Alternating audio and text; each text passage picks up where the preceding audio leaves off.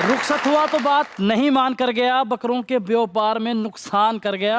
मुझको तो सिरी पाँव की उम्मीद थी, लेकिन वो रान देकर मुझे हैरान कर गया। पकवानों की खुशबू है बता रही कि आ रहे हैं वासे चौधरी।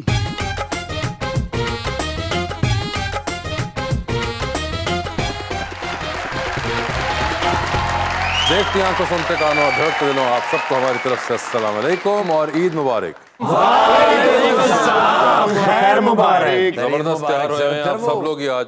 अरे वाह, आज तो आप भी माशाल्लाह। सलाम इन्हीं ने आज गाना गाया कमीज तेरी काली। इन्होंने आज माशाल्लाह रुकमा का एड्रेस भी प्यारा लग रहा है। पिंड दी पेस्ट्री लग रही पिंड।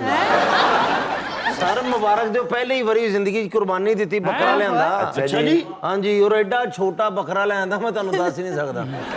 मसलन कसाई नू छुरी नहीं दी कुर्बानी करने वास्ते, नेल कटर देता।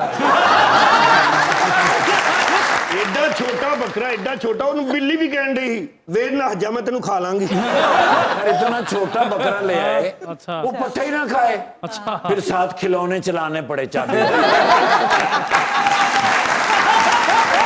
साहब एडा छोटा बकरा वास्ते भाई लै गए ने कि लोग अपने बकरे रक्शे ते लै गए ना, ये बकरे वाकर ते लै गया।